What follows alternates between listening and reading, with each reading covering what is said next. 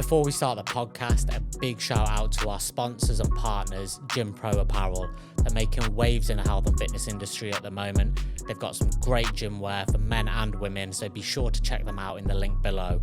Right, let's get cracking with the episode. Sadie, welcome to Below the Belt podcast. How are you? Yeah, amazing. Thanks for having me. Feel very honoured. No problem. It's good to have you here. So for those watching, Sadie is an advanced Kambo practitioner. Is that right? Yeah, that's correct. Yeah. And obviously I had my ceremony with yourself. I think it's been a couple of months now since I undertook Kambo. But first and foremost, can you tell us a little bit about what Kambo is and how you were introduced to Kambo? Yeah. So Kambo is a non-toxic secretion taken from the Phila medusa bikiller tree frog from the Amazon jungle. A lot of people think it is toxic because a lot of people seem to have this kind of perception that it's frog poison. It isn't. The theory behind the secretion and what the frogs use it for is that they use it as sunscreen. Mm-hmm. So it's full of peptides. I think I must have heard about Kambo a few years ago. A few of people that I know had said to me that they'd done Kambo, and I was like, oh, what's this? And they're like, oh, it's frog poison that makes you sick. And I was like, what? Obviously, it is purgative medicine. I think that's what frog poison scares people a lot, right? Oh, yeah, definitely. Like, the thought of being sick, nobody likes that. And I used to be the kind of person, if I was out with my mates, on a night out and everyone was drinking and someone was sick, I would be sick, looking at their sick. So, I get that whole thing. Nobody likes the thing of being sick. So I'd heard about it.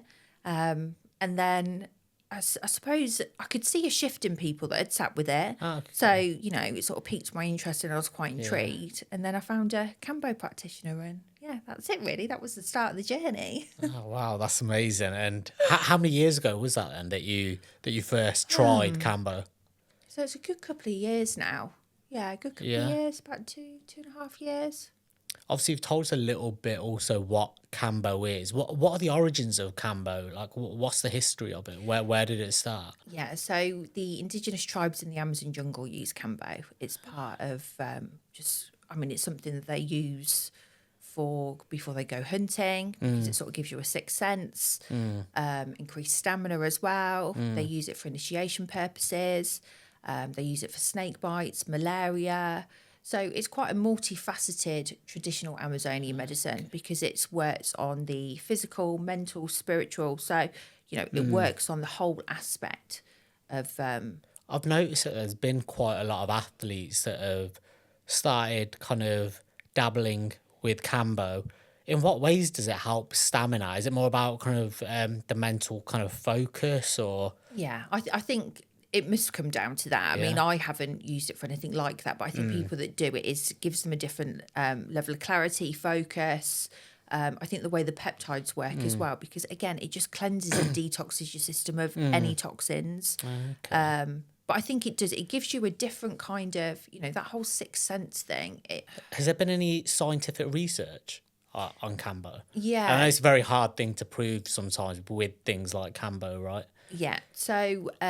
it was first actually observed in the 1920s by a priest who saw the tribespeople sat with it. And then in the 1980s, sort of it's come into sort of Western focus again. But there's an Italian scientist who actually discovered serotonin that actually looked into the peptides within Kambo.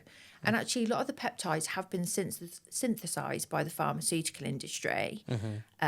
But the way the whole peptides work together synergistically, I think I've said that right, it isn't something that they can, they can't patent Kambo, ultimately. Yeah. There's only certain peptides that they have been able to look at. But so this Italian scientist, very interesting Italian name, which I won't try and say, he looked into the peptides and he was like, wow, Kambo is like this magical cocktail of peptides and looked at how they work within the body. So there's antimicrobial, antifungal, analgesic, there's and also pain relief as well. I mean, I have got a full list of the peptides if anyone wants to read. So it's meant to be anti-inflammatory as well, right? Yeah. Have you had any clients where you've seen that it's helped them from that perspective with any maybe inflammation that they've had in the body? Yeah, I mean, there's quite a lot of people that sit with it that have got fibromyalgia because they feel, very different after sitting with it, because that's a lot of inflammation in the body. People sit with it for different reasons. Yeah, for different reasons. And how is Kambo actually like collected from the frog itself?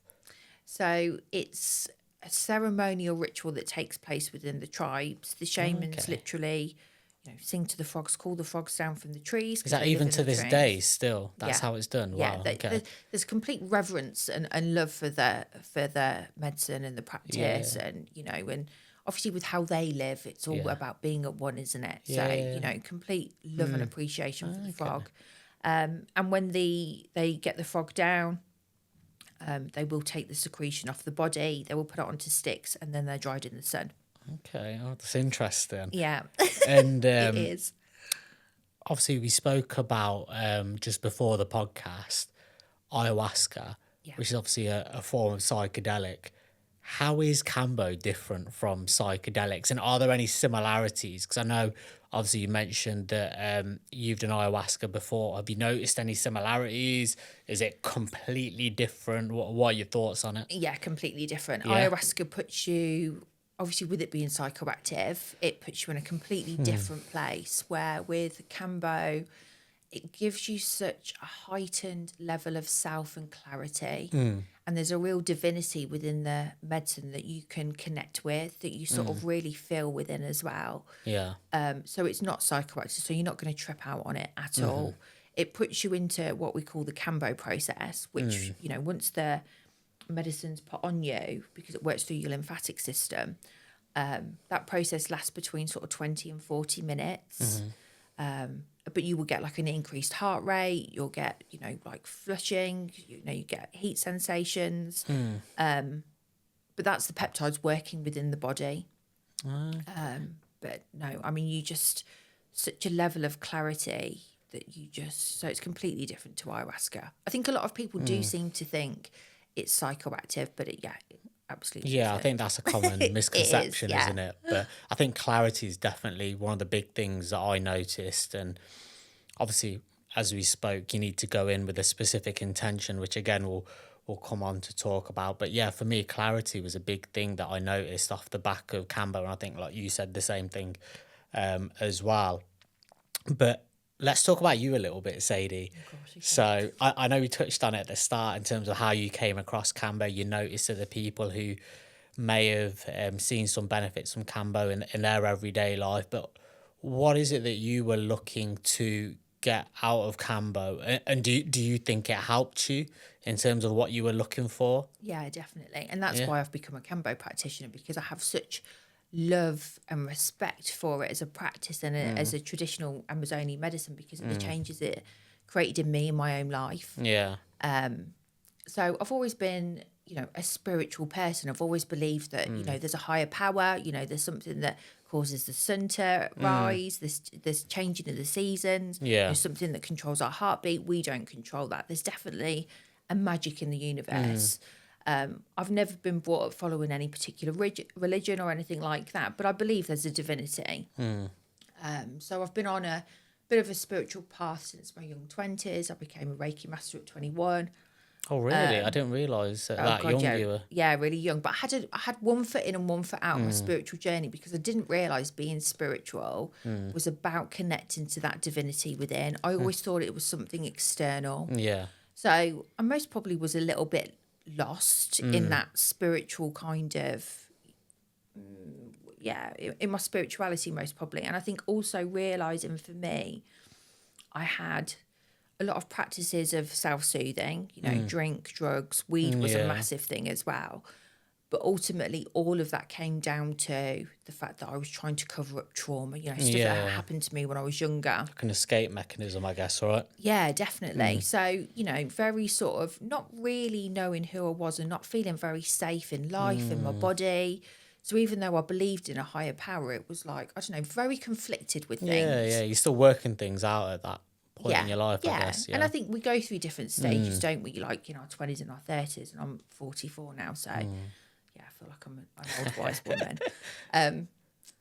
So for Kambo, for me, came to me at the right point in my journey, because I'd done a lot of work on myself, but I had these real destructive patterns, you know, addictions and thought processes that just didn't serve me, and I didn't feel safe. And it's really... How did it help with those destructive patterns? And I'm interested, I'm intrigued. Yeah, it's mad. Because it seems like you've had a complete mind shift in the way that you kind of live your life, right? And the one thing that I gathered from you is you seem really at peace with yourself now. Yeah. You're at that kind of point in life where you're very sure of who you are and what you're meant to be doing and what's right, what's wrong. Yeah. So would you say, again, it's clarity, I guess, right? Definitely. I think Kambo connects us to that version of our higher self inside, and it connects us to the magic in the universe. I know this sounds really like airy-fairy, but it made me look at things that didn't serve me, you know, so like my addictions and things. It helped me because, again, Kambo's full of neuropeptides, so it does create new neural pathways. You know, we start to think differently. But it made me, the first time I did Kambo, I realised actually I was smoking weed because it was self-soothing and I didn't feel safe. That all stemmed from trauma. But the first time I did Kambo, I went, I don't need to smoke weed anymore. It was like something just switched in me. And then the more I've sat with the medicine, the more it's shown me patterns of behaviour and things. And it's helped me also bring things to the forefront for me to deal with.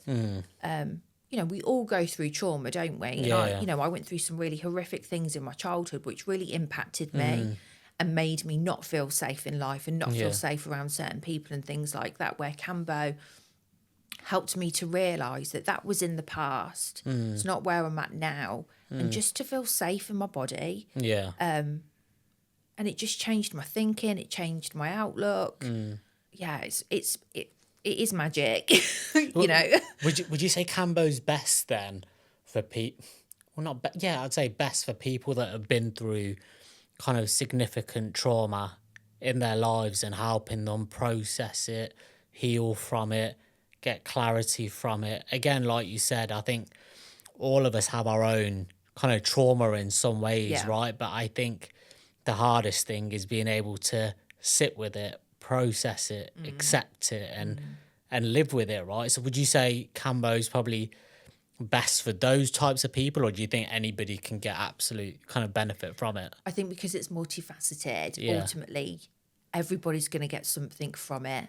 You know, the fact that obviously the tribes use it before they go hunting and this increased stamina and, you know, the way it sort of cleanses and detoxes your body, you know, because it just removes your body of any toxins because it is purgative medicine. You're always going to get something from it, and it will work with you on the energetic level that it needs to. For me, I needed to detach myself from my stories, from my trauma, because ultimately it was creating quite a shitty life for myself. You know, I was very defensive. I was very angry. I choose relationships where I had the upper hand because I felt safe in those relationships. You know, so it's really stripped everything back for me to look at myself and be like, this just isn't serving me and I'm not happy here. What can I do to change it? But to feel like I'm in a safe place to make those changes. So obviously you spoke about kind of your past trauma. Are you really at a place now where you're able to, again, like kind of accept that and process that? Do you think that's something you maybe struggled with kind of pre-Kambo? Yeah, definitely. You know, and I think when you're on a healing journey, you know, it's not a linear process. It's very cyclical. You know, things might come back up. You might think you've dealt with them. But Kambo gives me the vision to look at things through my higher self, if that makes sense. So I can detach from all of that stuff and be like, well, actually, perhaps you're behaving like this because that happened to you. So that isn't self-serving. We can change that. So it's like having a therapist in a really strange way. I can imagine but an that energetic therapist. I can completely resonate with that. And I think one of the things that I kind of, I may have discussed this with you when I came for the Kambo, but I feel like in our early years and our upbringing, obviously with our parents and perhaps even into our 20s, we are in a way being programmed by our external environment, right? We're being brought up with a way of this is right, that's wrong, this Yeah. is how you do things, and that kind of shapes us as human beings in a way. But I think, especially for myself now entering into my 30s again, I wish I did this kind of self reflection a lot earlier.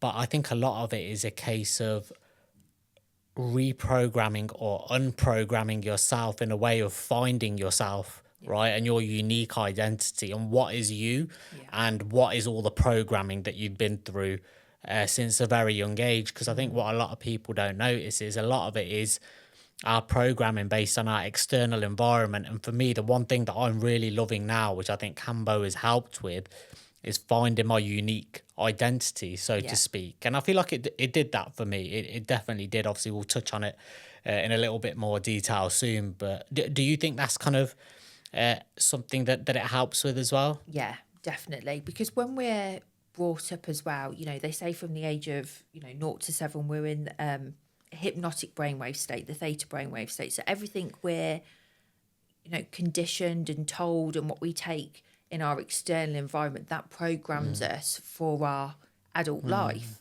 And ultimately, if we're not brought up in safe, nurturing surroundings, we're not going to have the right outlook on life or have the right programming. So it's stripping everything back, isn't it? Yeah.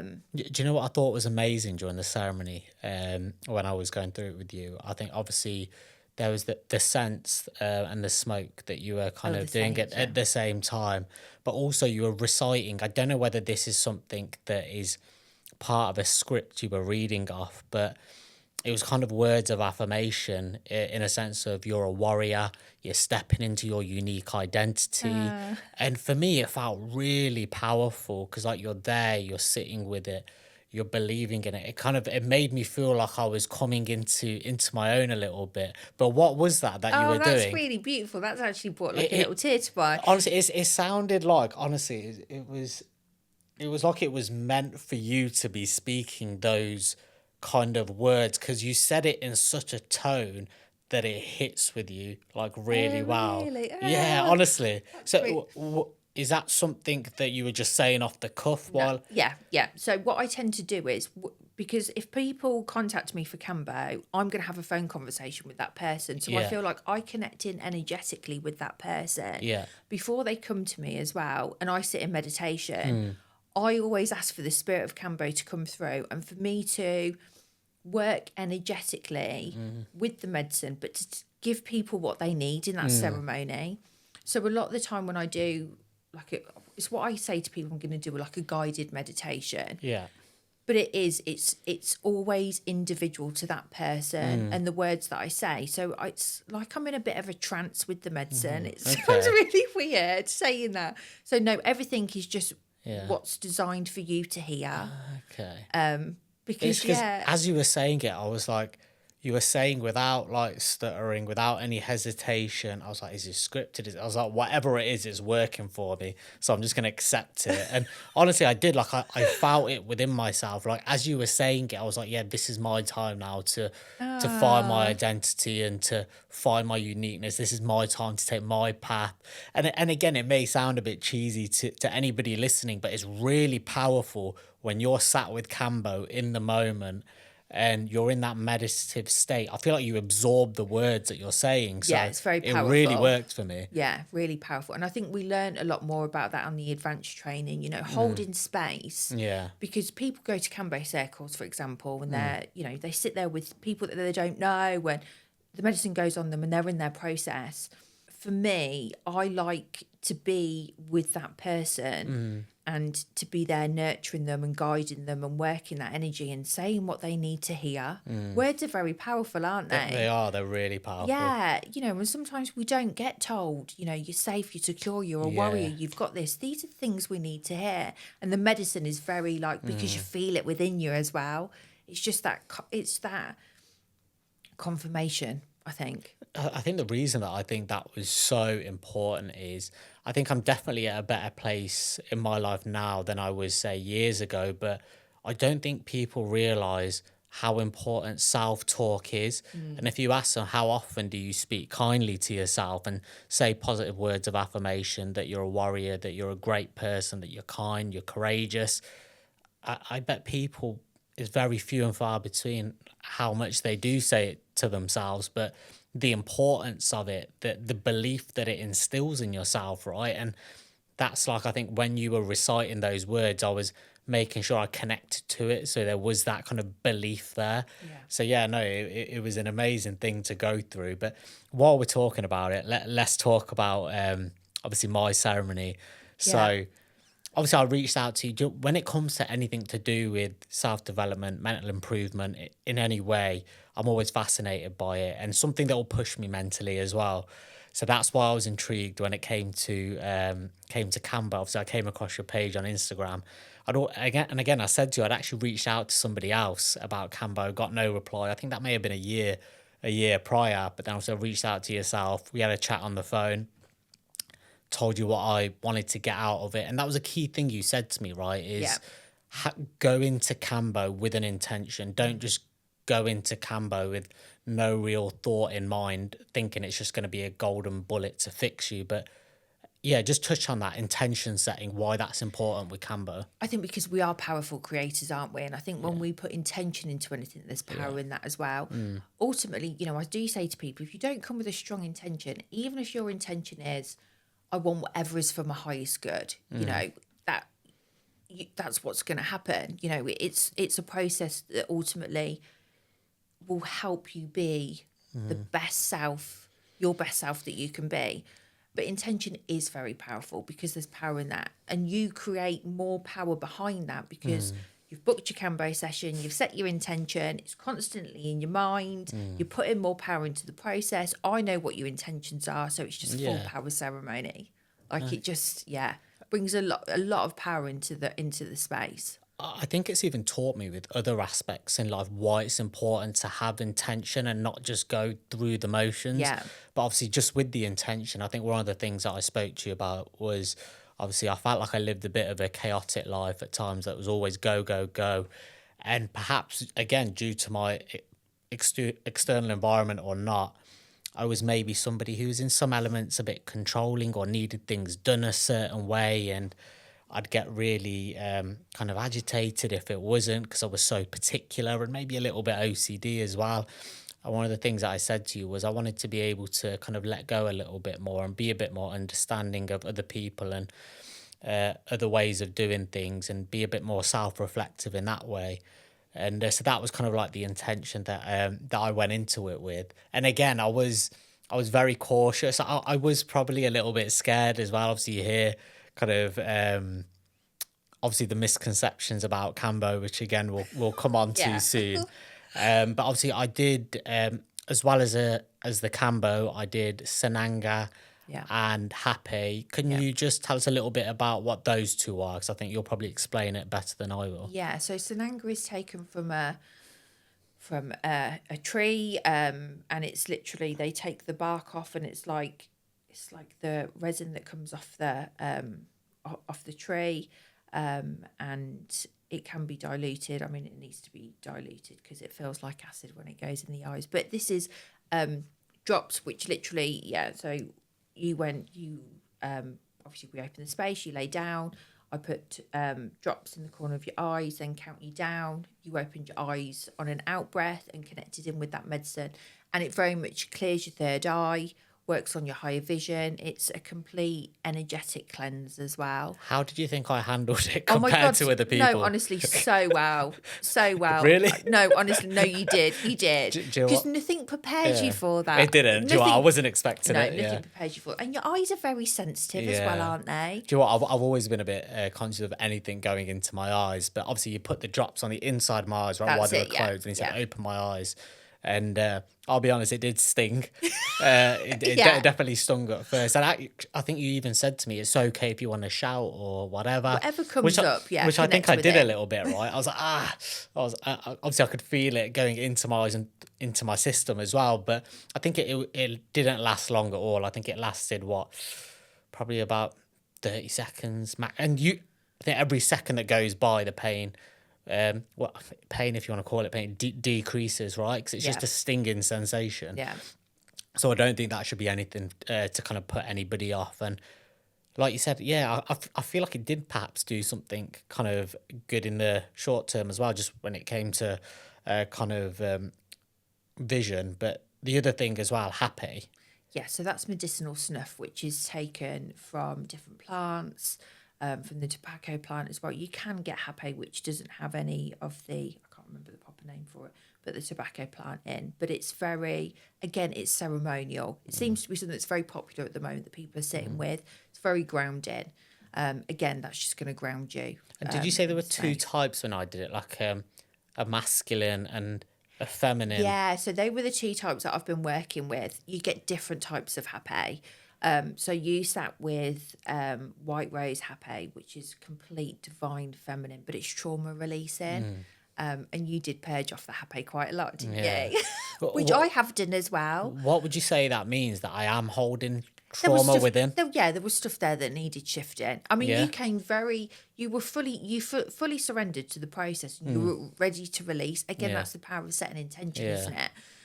This doesn't sound appealing to anybody, does it? Acid in your eyes, being sick, but it's that the way it works in the body, it connects with that energy that needs shifting. And the only way we're going to get rid of that out of the body. It felt needed as I was doing it. Yeah. Obviously, there's a little bit of reluctance, like you said, if you're getting something put in your eye and you're purging. It's not something that's natural, but sometimes you need to go through and comfort to get to that point where you need to be. And I think sometimes that's what a lot of people avoid and are sometimes put off with when they hear about Kambo, because I don't need that. I don't need to be being sick. I don't need that in my eye. Yeah. No one needs it, but there's often a good or a greater reason as to what you're actually going to get at the end of the process and out of the process, right? Yeah. And, the Kambo process is 20 minutes. Sananga is like a minute. If somebody comes to me and they're like, I really don't want to do, I'm not going to push anybody to do Sananga. Yeah. I'm not going to push anybody to do Hapé, because I have a lot of people reach out to me and go, don't want to do Hapé, don't want to do Sananga. It's fine. Yeah. We can work with Kambo. But a lot of time that people come to me and the space is opened and we do some breath work and meditation and ground them into space, then they want to do these things. Yeah. Because they want to get as much out of the process. And ultimately, a few hours ceremony that's going to change your whole life. Yeah. I know what I'd rather do. But I think a lot of people want to go through the self-soothing, distractions. They can feel that there's something off in their life, but they'd rather just get a takeaway, sit in front of Netflix, anything just so they don't have to go there. They don't have to do the work. I think that's definitely the way the world's going and why the world is becoming so tough, because even for myself, I would always search for those little kind of distractions or those little comforts. And for me, it may have been in the case of food or drink alcohol, or I think I'll go out with my mates this weekend. But sometimes it takes a lot of bravery to look those issues that you have dead on in the eye, which is, I think, is what in some ways Kambo does, because you're going with an intention of an area of self-development where you think you're struggling, but you are going to have to look that in the eye. And that's probably the most difficult thing, I think, maybe whether it be about Kambo or just in life, if you do want to improve as a person, right, that you have got to look your flaws in the eye and those issues in the eye. Obviously, no one's perfect by all means, but I think Kambo really helped bring that to light for me and understand myself a lot more. And so, obviously we did the Sananga, we did the Hapé, which I did purge and be sick from, right? And I think, again, I didn't expect it at that point. I think it just came up all of a sudden. But I think a lot of that, obviously, you get me to drink a lot of water during the process itself. So obviously, there's water coming up with it as well. And what I kind of felt was at each stage, obviously, we did the Sananga, then we slowly moved on to the Hapé. But it's like I needed time in between. Like I felt it was hard for me to just jump into kind of each thing. I feel like I was really sitting with myself and my emotions. And I think it was Sananga. Obviously, it went in through the eye. But at one point when it was in my system, I didn't know whether it was just that, but I felt like I had like little tears. I was getting a bit emotional Why was that? Why do you think I was getting emotional like during the ceremony? Because I felt it. I felt a great sense of kind of emotion. And it's maybe a sense of proudness of myself for being there as well. And with those words that you were kind of affirming, you were basically telling me you're stepping into your own identity now, that this is you. And I think maybe the ceremony in itself got me emotional, but why do you think it was? There's a lot of people that sit with Sananga and they have a full-on emotional release. You know, I've seen people hysterically crying, and it's not because of the pain. It's because there's been a blockage somewhere, you know, emotion possibly that they haven't processed from a traumatic event, you know, that's just been stored within them that needs an outlet. And Sananga does that. I mean, last time I sat with Sananga, I had full-on, I was like, you know, like a full-on, you know, resetting my central nervous system and just processing so much emotion. Because, you know, quite early on into my Kambo journeys and things, there was a ceremony that I had, and I've always done one-to-ones, apart from my first Kambo. And, you know, I had such a cathartic release. I filled the bucket with tears, and then it came to me and I was like, I've never, like, I just wouldn't cry. I saw crying as a weakness because stuff that had happened when I was younger, I remember being this really like, I'm not going to cry. I'm not going to cry. It's a weakness. And I was like, I've not actually cried for years. I can't remember when I last cried. Just the outpouring of all that built up. And it was like, I obviously really needed to. And then I've been on this healing journey, and it's been like, okay, now I can process emotions. And it's good for us to process emotions. Yeah. We need to. I think it definitely helped me in the sense of, like I said, sometimes I could be quite like reactive to certain things. And I think the biggest difference that I've felt since the Kambo is I'm definitely calmer. I think that's definitely one thing that I've noticed. I think there were certain relationships in my life.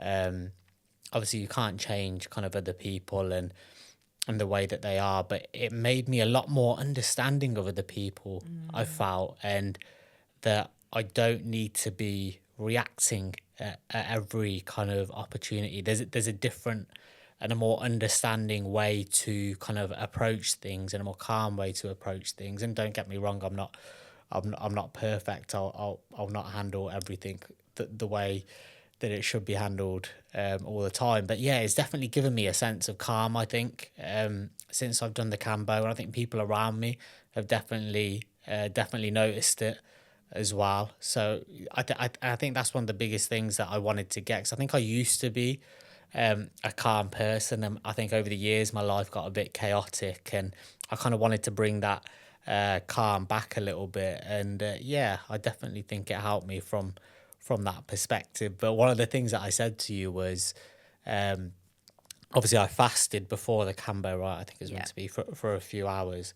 And then I went into it, and I was there for a good few hours with yourself, going through the ceremony. And I did feel like I felt washed after it, not in a bad way, but just in a way that I'd gone through something. Obviously, I'd purged as well. And emotionally, it can be a long day, right? And then, so I said to you before we walked in here, Sadie, I did something that I wasn't meant to do after the Kambo ceremony. And I actually semi-forgot until it got towards the end. I was like, oh shit, I was meant to be doing this. So I actually had football after Kambo. Did you actually? Yeah. So I told you to go home and rest, and you went and play football. Yeah, literally, you were like, go home, rest, put your feet up. Literally, I had to go home, get changed, and go straight to football. Oh, really? And then, obviously, luckily, it's only a kick about 7-a-side of my friends. But Sadie, I shit you not, I was just walking around. I could not be bothered. And, like, everyone was like, what's up with you? Why aren't you running? What? Like, I just didn't have the energy or the intensity to do it. But again, I think that was due to multiple things. Obviously, I hadn't eaten. It'd been a long day. I'd been purging. Obviously, the ceremony itself it can be quite taxing mentally as well. Yeah. And I think I was just at that point where I'd just get through it, get home and rest. Yeah, it's a big process. It is definitely. Because I think even when my other half see me when I got home after the football, she was like, "You're like pale. You need to like relax and sit down now." But yeah, would you have said that was probably not a good idea? Yeah, definitely not. If you were like, I'm going to play football now, I'd be like, no, don't do that. Go home and eat and rest and hydrate yourself. And because it is a long process, don't get me wrong. Some people will go and do Kambo and they're there for like an hour, 2 hours, and they do all of them. You know, they do Sananga, they do Hapé. you know, they're in and out the door. But, you know, we brought a lot of emotion to the forefront as well, and a lot of stuff that you wanted to work on. And, you know, so it's a longer process. Yeah. You know, I can't even remember how long you were with me for. Was it? It was hours, I think. I think I got there about 11. I think I must have left about 5, 6 o'clock. It was and obviously this is the other thing that I've told a couple of people as well. Obviously, once I'd purged with the Kambo, I don't know what it was, but I just needed to put my head down and rest. 1,000,000%. And you left me for about 45 minutes, an hour Yeah. to basically just sleep or like just rest, right? Yeah, no, I do that. Is that common? Yeah, well, it is if you come to me. It's really important for you to relax, just... You've put your body through a massive process. If you think about it, this is not a normal... I mean, someone came to me on Sunday and I was like, well, this is a bit different than a Sunday dinner, isn't it? You know, you're going in, putting your body through a process because, you know, your heart does race. You do... It's not a normal thing that you put your body through. So you do need time to rest. You do. So, yeah, I've let people just... And I want you to come round and be fully back in your body before I'm kicking you out the door. Yeah. Do you know what I loved as well after you, when you came up and I was basically just kind of like waking up, you came with like a bowl of fruit or like dates and then a nice like a fruit tea as well. I thought that was a really nice touch as well. This is what I mean. There was so many little things that you did that made it a safe environment, which I think... isolated you wouldn't think makes a big deal, but all of it together I think made it a really safe environment, which is why I think other people, obviously who I've suggested this to, would find it a safe environment as well. But just going back a step, obviously we spoke about ayahuasca and obviously Kambo and how they're kind of different. What's your experience on ayahuasca, and is that something you'd recommend to people, ayahuasca? It's really tricky because I feel like because it is psychoactive, it's something which has to call to you, definitely. So it's very different to Kambo. You've got to be very mentally prepared, I think, for ayahuasca. And ultimately, you know, who you go to, the space you're in, there's so many different things to consider with something like that as well. So no, I wouldn't be turning around saying to people, you should go and do ayahuasca, or... Depends if they're quite far on in their spiritual journey and they've done a lot of work on themselves and worked through a lot of trauma. If there's stuff there, then possibly How long did it last, the actual trip with ayahuasca? I mean, mine was it 8 or 10 hours? Because even when I landed, I was still like 8 or 10 hours. I couldn't even walk after because I was like, what do you do for 8 or 10 hours? Are you just lying down or? Yeah, I was like, I completely closed my eyes and she just took me and put me in the stars. So I was somewhere completely different. Because, you know, they call it the grandmother medicine because ultimately you feel this divine feminine energy come through. I've never felt love, safety and nurturing like it in my life. Was it scary at any point or? It was scary. It was a journey of two halves. And again, you know, people have very different experiences with ayahuasca. So the first part was all like geometric shapes, fractals, but the love and light and energy I was getting from this, it was like it was a secret language. It was really, but my body resonated with this from what I was seeing and where I was at. So just this ultimate feeling of love. But then she took me through a process of sort of showing me different elements of my life and trauma, and sort of showing me, because it communicates with you energetically, not through words. But, you know, all this stuff that has happened to you is just experience. Don't be attached to it. Yeah. You know, it's stuff in the past. It doesn't control you. And then she took me through a process of rebirth, which sounds really mad, but I actually gave birth to myself. Okay. But I felt like I was. Really? Yeah. Like it was just the most... Is that surreal. with the ayahuasca? With the ayahuasca, okay. yeah. It was just mad. Did mad. it feel like you were under for the 8 or 10 hours, or did it go quicker, or? Oh, I thought I'd gone lifetimes, literally. Really? Yeah, I did. But mine was a 1-to-1 ceremony. Yeah, it was really, really intense. And they gave me more medicine than what they would have normally done as well, really? apparently. Apparently he was called to, you know, I trusted these people. It was a beautiful experience, but it was very... would you do it again? Yeah, definitely. Yeah? 1,000,000%. But it's not something that you go and sit with all the time. Yeah, it's not something you abuse, right? No, not at all. You know when the time's right. It took me 6 months to process that. How many times have you done it? I've only done it once, yeah. I've only done it once, yeah. And then I did San Pedro the day after, which was, again, which was needed because it was very grounding. So yeah, remarkable. But it's really interesting actually, because I always thought, where did the tribes know how to use Kambo? And legend has it that medicine man from the Caxanara tribe, whose name was Kambo, actually sat with ayahuasca, and she showed him how to cool the frogs down, how to get the secretion, and how to use it and what for. Oh wow! So It's all it's fascinating. literally incredible. And obviously Aya and Kambo comes from the Amazonian jungle, so it's all it's all interlinked. Interesting. Let's talk about some of the common misconceptions with and probably the main misconception. We touched on this, didn't we? Is, which I think people are sometimes they would probably do Kambo if it wasn't for this, and they're obviously fearful of this happening. Is that you could potentially poo yourself? This is right.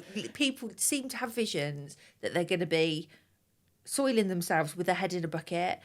That has never happened to me. I've done loads of medicine. It's not happened to anyone that I know. Yeah. I mean, there was a video that went viral recently. There was this guy in Coventry. He went to someone that didn't actually know what they were doing.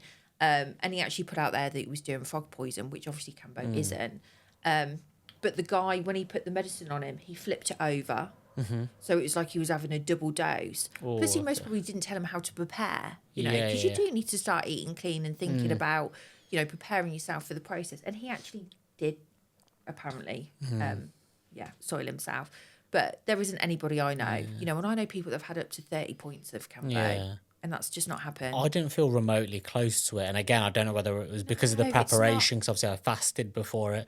Everyone fasts up to 8 hours before, but you're very clean eating as well, aren't you? I imagine. Oh, okay, perhaps you're not. I mean, you give the impression that you are. I have my ups and downs, but but yeah, it is about cutting out processed stuff and just preparing your body. But ultimately, I'm not going to push people to a point. I don't want to deal with that. Of course. I know nobody wants to be. It's just. It's not. I've not seen it happen. So that is one thing. People seem to think that's what will happen. And I just, I feel like I can't say, it's not going to happen. But it's not happened to anybody that I know. It's not like and it's not happened to me. No. To be fair, I felt no inkling of it happening to me either. But again, it's just something that's out there, right? That a lot of people are. Yeah, and it does, it does obviously work through your intestine. It clears everything out. So, you'll purge the water because that's why you drink so much water. So, prior to obviously the Kambo going on, you get to drink 1.5, 2 litres of water. So it facilitates that, because the way the peptides work in the system, it facilitates that purge. So you're bringing up the water. Has it triggered anything with your diet in terms of a change of diet? Interesting actually, because after Christmas I sat with it, and I had a bit of sugar over Christmas, and I was like, my intention was I don't want sugar, and then for 2 months I didn't have any sugar. Oh really? Yeah. Oh wow! So it's changed your diet for the better then? You think? Yeah, definitely. Yeah. And some people go, after I've done Kambo, I can't eat meat. So it's just different for everybody. I mean, I've been vegan, but I'm not now. So I just do what feels right for my body. For you. Yeah. I don't believe in just do this or just do that. You have to do what your body intuitively tells you to do with regards to diet. I think we all know. No, definitely. Well, what would you say are some of the biggest challenges that you faced with Kambo for yourself and as a practitioner as well? Do you know what's really interesting? I don't feel like there's been any challenges. Yeah, I don't feel like there has. There's not been anything that I've been like, I feel compromised here, or this is really challenging, or because it's not a medicine to harm. Yeah. There's such divinity within it. And once you build that connection with it, and I do have a connection with it, because ultimately, this is what the training does. We have such a connection with it. It's never brought anyone to me where I've not felt safe or they've had a bad experience. There's been nothing. I don't know anyone that's had like a bad experience from it. They might be shown stuff after, because you go through a 5-day integration process where you can come out and be on that Kambo high, and then ultimately you can be shown stuff that you need to work through.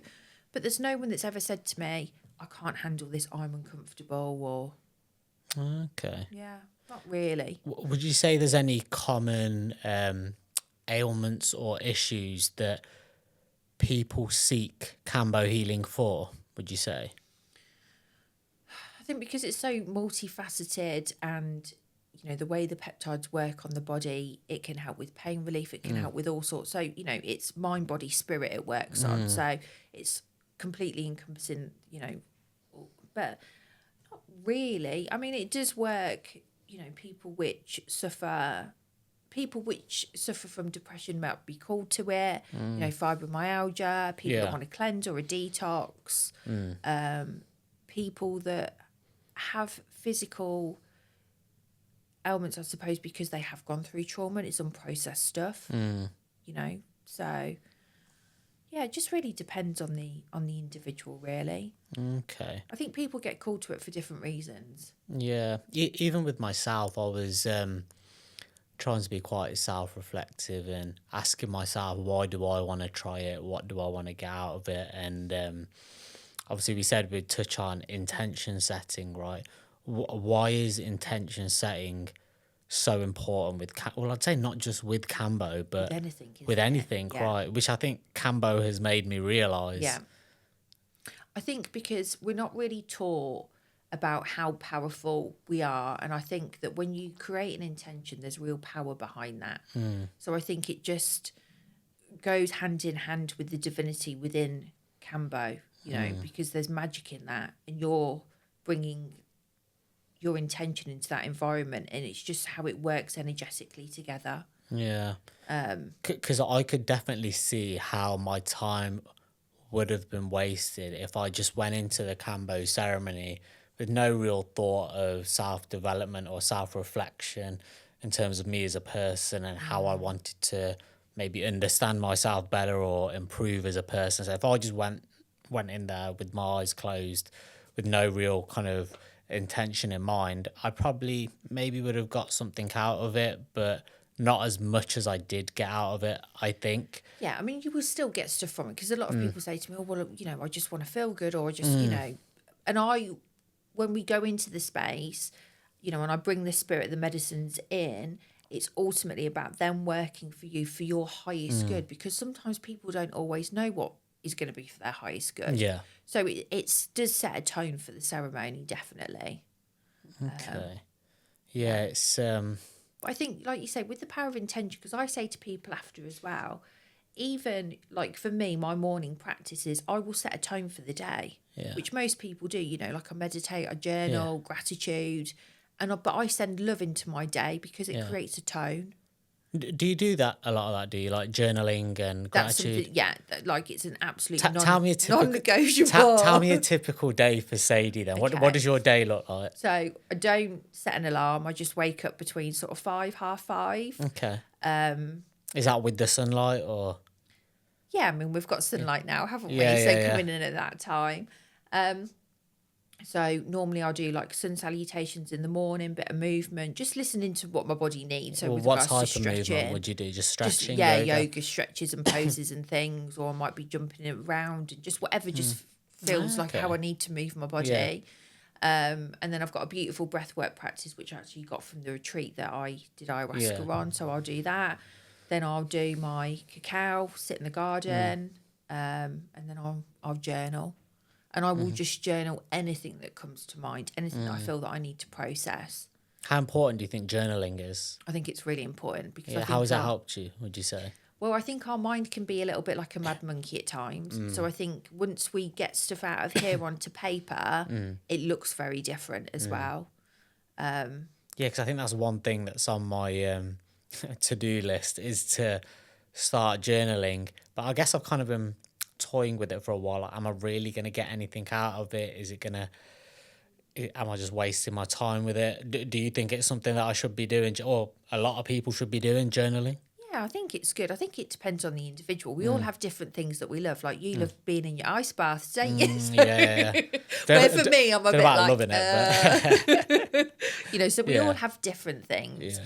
I'm quite the kind of, well, I'm not now, but I used to be someone that really lived in my head quite a lot. Yeah. So it really helped me to get out of my head. And like I say, setting a tone for the day, you know, and I'll write gratitude, you know, things that I'm grateful for, because sometimes if you're in a real bad headspace, sometimes we can't we don't feel grateful for anything. Yeah, actually, when we look around us, there's So so a lot much to be be grateful. grateful Yeah, for. exactly. But we can get really wrapped up in things. I don't have that now because of sitting with Kambo. I have to be honest. But I know when I'm drawn to sit with it, like I'm really, like I know I'm due a Kambo session because I feel that Yeah. calling. You seem like a very at peace, content person who's very calm, very relaxed. I am So now. I was not. Oh my god, I so was not. I was actually. would you say you are now, though? I am now, but I was a horrible person Really? before. But how do you react then, say now, if somebody's come into your life? Obviously, we talk professionally. Obviously, you're in property as well. Yeah. Whether you're dealing with like an angry customer, an angry client, or whatever it may be. How do you deal with those situations now then? Oh, don't get me wrong. Like, I'm not all love and light 24/7. yeah. I obviously still get triggered by things. And there was Yeah. a client recently, actually, that's decided to sell privately and not pay his bill. Yeah. But, you know, this is someone that, like, we showed round the house and Yeah, stuff. yeah, So yeah. that caused a lot of, like, you know, so we're always going to have automatic reactions to things. But at the same time, it's whether we keep that process going. So instead of being like really in that anger, you know, obviously anger's going to come up, but it's whether I'm going to be continually in that anger Yeah. and prolonging everything. And, you know, I think we can have a reaction, but then be a bit like, but I most probably react very differently. I think this is the thing that I'm trying to come to terms with the most as well. Obviously, we want to be able to be as peaceful and calm as possible. Yeah. But I feel like that the world that we live in right now, it is, like you said, we have to be grateful because we do have a lot to be grateful for, right? But there's also a lot of bad in this world as well, whether it be the wrong type of distractions that are being pushed in front of us, convenience that's being pushed in front of us in perhaps the wrong ways. There's a lot of things out there which can be very harmful to us as people. Would you say Kambo helps from a resilience perspective as well in dealing with these things? Because for me, that's one of the biggest battles for me, is that I know in some elements of life, going forwards, there's going to be hurdles, there's going to be trauma, there's going to be death that you're dealing with. There's going to be so much, and for me, my life is about making sure I'm as prepared as possible for when I am faced with those things, that I can be there for people closest to me. I'm not the one falling apart. And yeah, would you say Kambo helps with kind of building that mental resilience as well? Yeah, Has it helped you? Yeah, definitely. But also life is experience, isn't it? There Yeah, are yeah. going to be ups and downs. And sometimes we can go through periods of what we feel is complete darkness, but from that comes our greatest light. You know, and grief is a massive thing for people as well. You know, it can be very consuming. But again, that's a process in a way that has to be honoured. Yeah. I think, you know, not everything's going to be love and light all the time. It's just learning to navigate life, isn't it? Yeah. And to not be so attached to outcomes and so reactive as well, I Yeah. suppose. Because I used to be a very reactive person. Yeah. Yeah, very reactive. You know, How did it help that then? Because I think you might have said to me before, you used to be quite like controlling as so well. controlling. How did it enable you to let go? Just because I realised I had that control because I didn't feel safe. Safe. Yeah. Where now I feel safe. I'm in such a different Is place that in safe my life. within yourself? Within would you myself, yeah, yeah, 1,000,000%. You know, but again, all of that was caused from trauma. So the Kambo helped me to look at that and be like, but that's not where you're at now. You know, just be at peace with that. And I can be at peace with stuff that's happened. Because ultimately, you know, we all go through stuff. It's detaching ourselves from things, isn't it? Yeah. Would you say you were often not kind to yourself? Would you say as well? Oh my God, I was honestly, Yeah. my life and the way I was, I'm such a different person now. I mean, I created such a persona for myself with regards to my career. I always had to be like the top salesperson. I always had to earn the most money, live in the, you know, biggest, best houses, drive the biggest, best car, all this shitty stuff, which, sorry, I shouldn't have swore there, but, you know, No, it's fine. which I thought, you know, validated my existence because I had no self-worth. Yeah. So I put all of my self-worth on all this stuff in society because I thought it validated me. You know, and drinking and taking drugs, you know, I'd literally leave work and I'd be in the pub. There'd be sometimes, I remember in my younger days, I'd go to work in the clothes that I had on the night before because Yeah. I'd crashed at my mate's. Yeah. You know, so just an absolute hazard.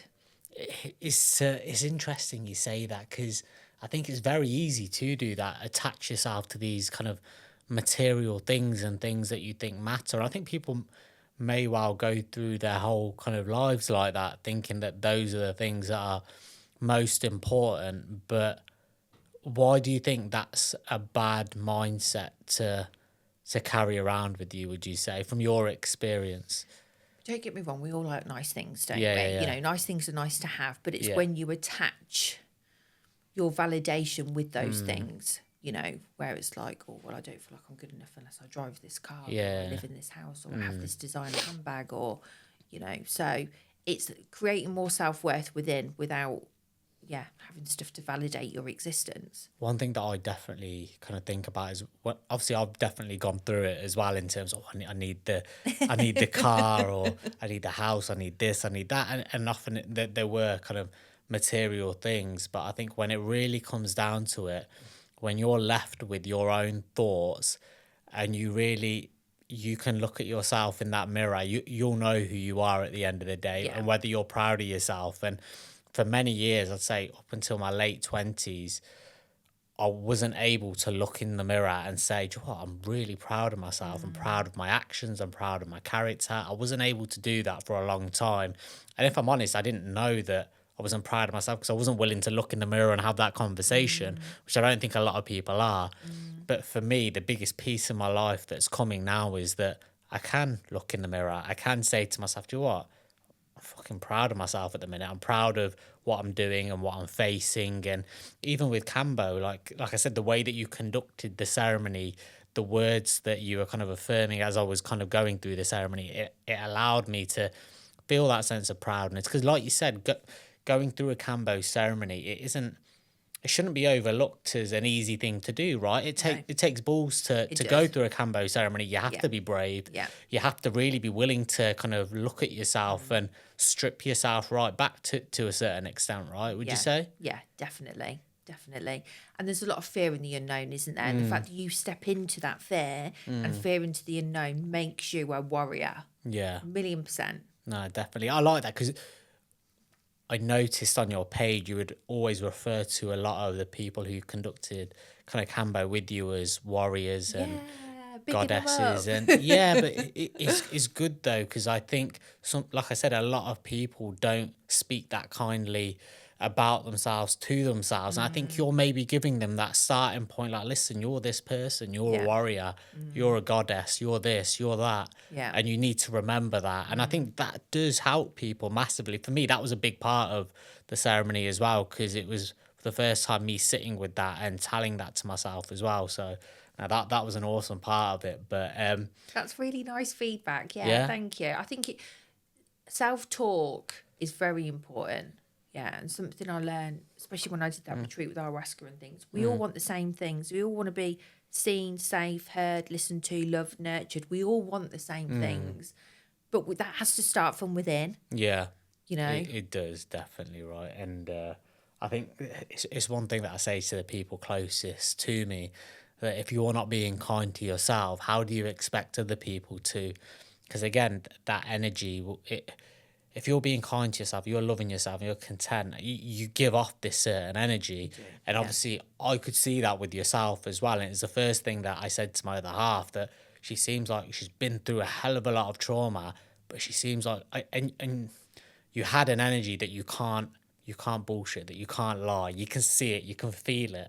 And that was one of the things that I noticed as well with yourself, that you were in a place now, and that Kambo had helped you with that. Maybe like you said, you saw with other people that got you intrigued with Kambo. And yeah, it's definitely something that fascinated me. And I think even now, I wanted to get your thoughts. So I've done Kambo once, right? Yeah.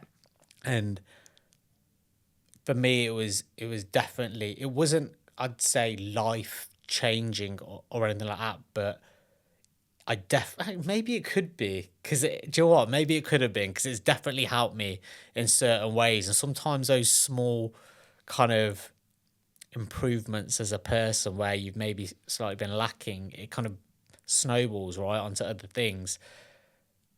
I thought about doing it again. Yeah. Would I do it again? especially now that I know what to expect, can I really go?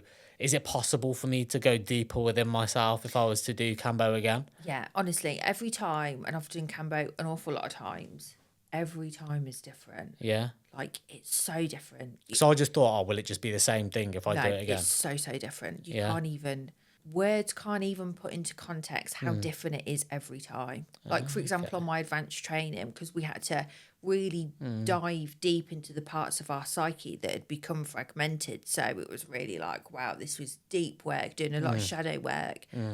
Where we were going with the Kambo was like, the purge was from the deep, dark depths of hell. We were shifting this energy, which was like, it felt like past life, ancestral. It was all like, blew my head off. The experience blew my head off. Wow. Yeah. It's different. Every time it's different. I may well have to try it Not again. that there's at any some pressure point there, but you know. Again, it's just the intrigue and, like I said, the clarity that it gave me and the calm that I think it gave me as well was really, it was eye-opening for me. And I think, obviously, I've done psychedelics in the form of shrooms before, which, again, were life-changing for me.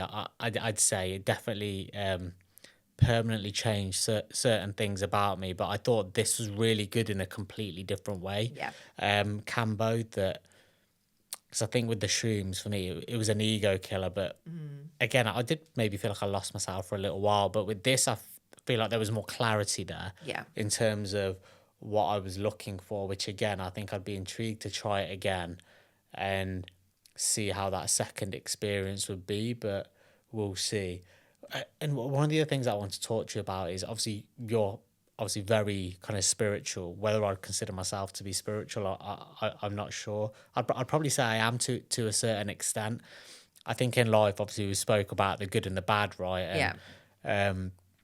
the way I always try and approach things, even for myself, when it comes to being a better person or self-development, and like we talk about the negative things that are pushed in front of us in life, the convenience and the short-term gratification in many different forms, but I always try and see it as though, like, there's a devil on one shoulder and there's the good on the other shoulder, and it's that battle, and it's a case of pushing that kind of bad thought out and focusing on the good. And it's like seeing them as two different entities, so to speak. And for me, it gives me a bit of purpose that I can be in control of both of those kind of entities, so to speak. It's a bit deep, but I know what you mean. yeah. Does that make sense? What you mean. Yeah. I mean, I always say, I talk a lot to like about the divinity within, which is like that intuition, which is more of an energetic pull to what we know is right.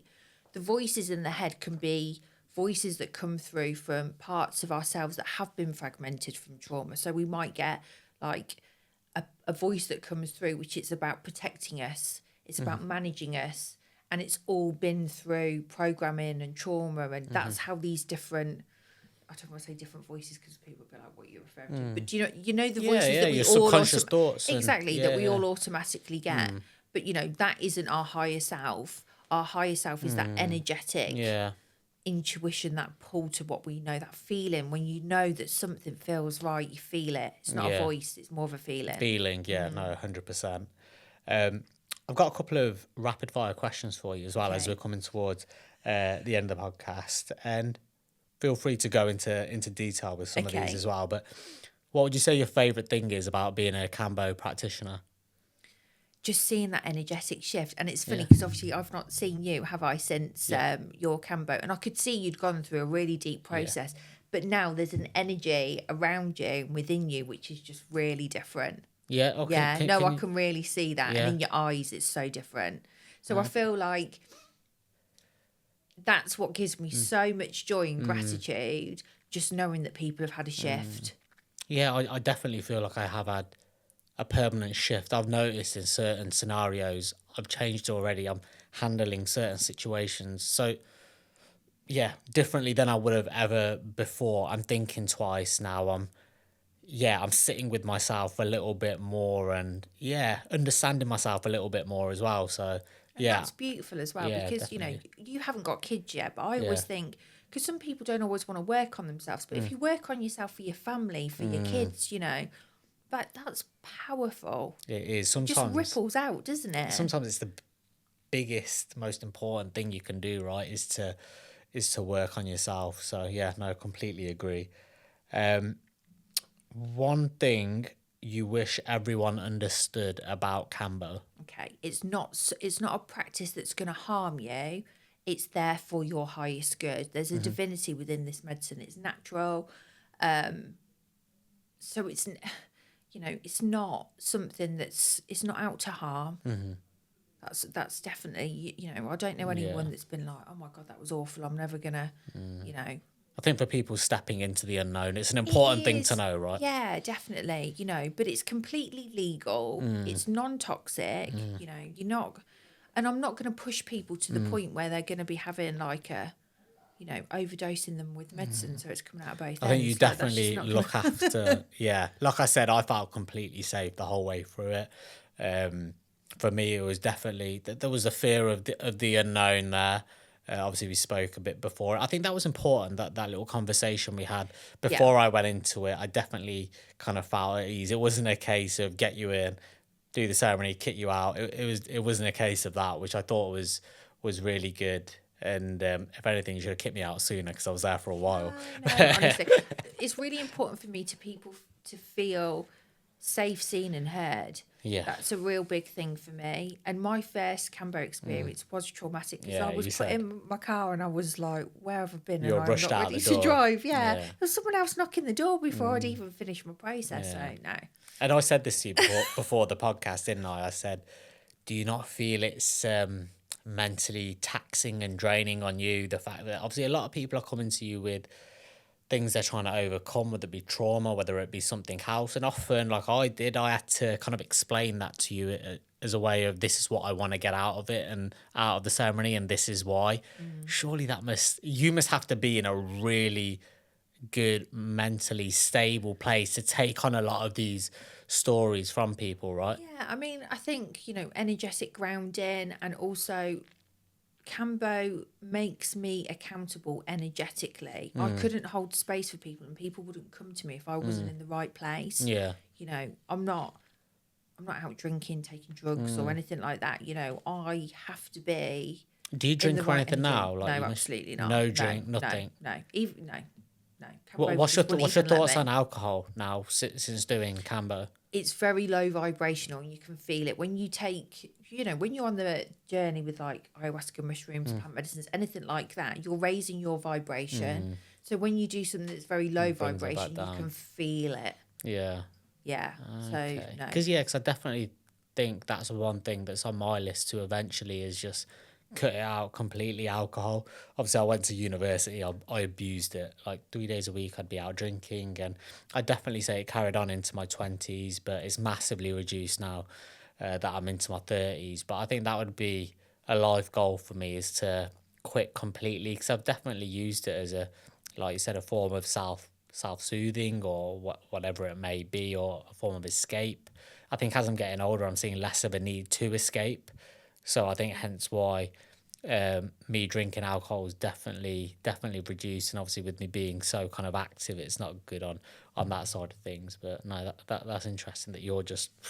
And it's just changing things that you do socially with people. So instead of being like, oh, let's go for a walk instead, which we'll go play crazy golf, or we do an activity, or go for food without alcohol. There are other things you can do. Yeah, it's so funny that you say that, because I remember in the past, definitely 20s into my late 20s, for me, a Friday or Saturday would involve kind of going out, having a few drinks, and if you didn't do it, you'd feel a sense of FOMO, even though it'd be the same shit every kind of night. You wouldn't be missing anything.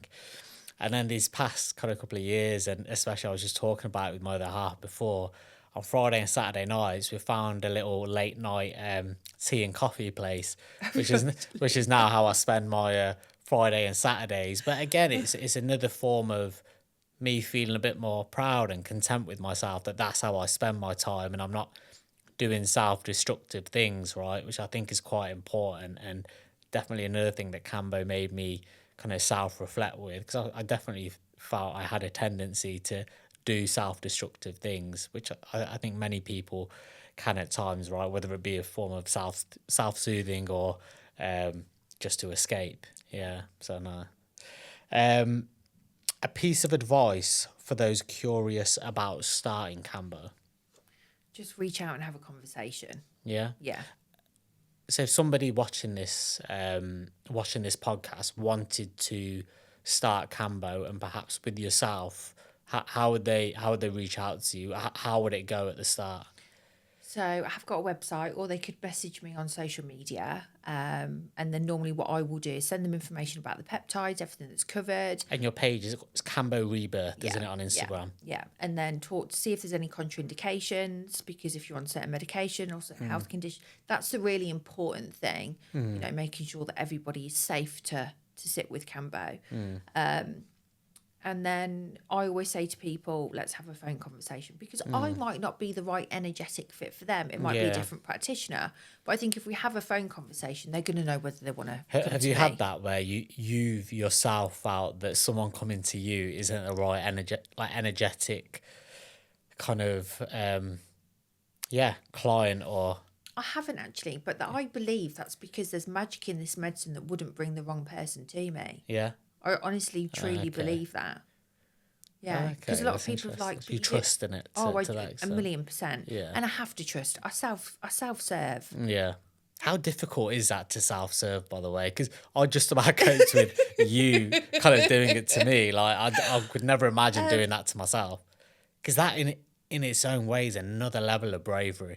Doing that, I think, personally. But when you have such a connection with it, and you believe that there's such divinity in it, there's such a level of trust. It's never going to put me in a place that I'm not or couldn't handle. It wouldn't do that. Oh, okay. Oh, it's interesting. Yeah, because that was one of the things I always thought. I was like, how does Sadie continuously do this? Obviously, you just came back from a retreat as well, right? Like a training. Oh, I did my advanced training, yeah. So we do a 3x3 and we sit with Kambo as well. So 3x3 is you sit with Kambo, you wake up, you sit with Kambo. Oh, really? Yeah, so it's every hour. That must be quite intense. Yeah, it is. It is intense. Yeah. Yeah, it is intense. How did you feel after? Any different from the other times that you've done Kambo? Yeah, so it was interesting actually, because on my advanced training, I only did 2 out of the three sit-ins. Yeah. Where on the first training I did 3 and I sat with a lot more medicine.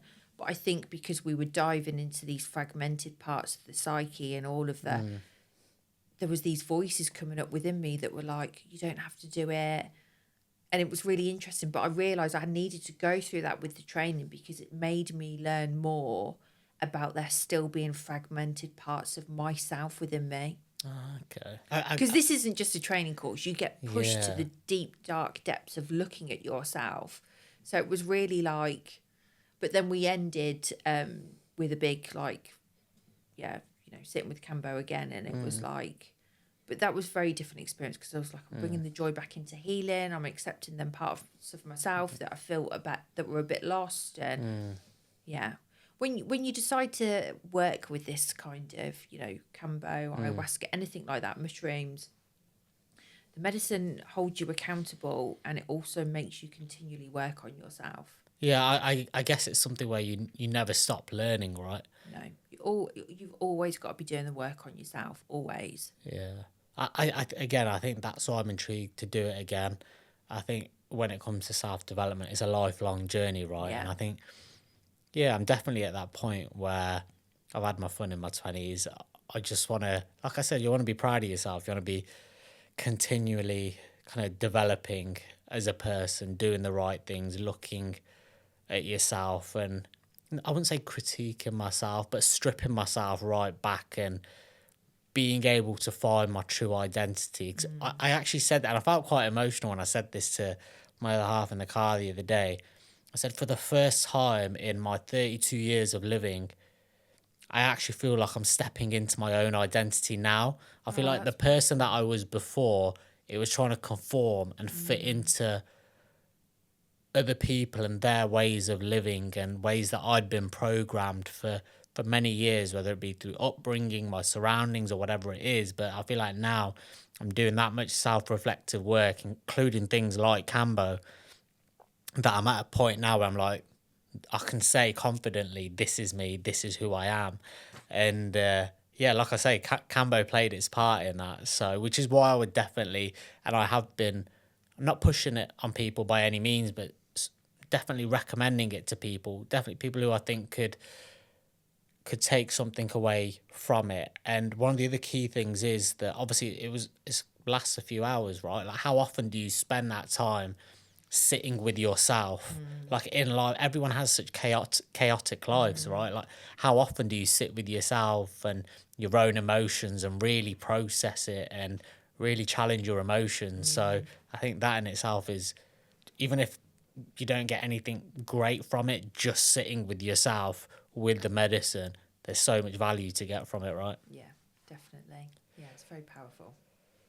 I think we've come to the end of the podcast now, Okay. Sadie. That was amazing. It was good to hear about your story, but also just to give people a bit of information as to what Kambo is and how they can benefit from it, because it doesn't sound like there's any kind of negative aspects to Kambo. I know it might sound a bit biased because I've done it, but it definitely sounds like something that people should be finding out about a little bit more, right? And hopefully this will be a podcast for them to do that. But what's next for Sadie? Are you gonna, obviously we know you're into property, you're doing Kambo, you're advanced practitioner. Yeah. Are you gonna now be delving into that world a bit more?